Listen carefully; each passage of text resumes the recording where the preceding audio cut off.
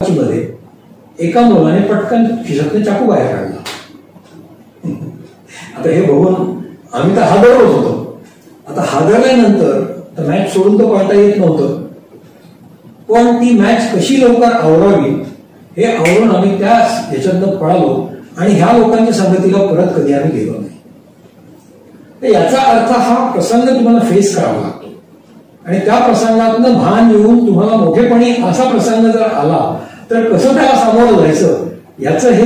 त्यांचा जर वाढदिवस असेल माझ्या नातूचा किंवा माझ्या नातीचा, तर आता गेल्या वर्षी माझ्या नातीचा वाढदिवस होता, तर ती मला सांगत आली, म्हणजे आजोबा दादा म्हणते मला ती, आजोबा दादा कैसा करेंगे बर्थडे. म्हटलं तुमको कैसा करना है. ती म्हणाली कुछ अलग करना है. म्हटलं ठीक आहे कुछ अलग करेंगे. म्हटलं असं करू, इथे एक ऑर्फनेज आहे, त्या ऑर्फनेजमध्ये जाऊ आणि तिथं तुझा बर्थडे आपण सेलिब्रेट करू.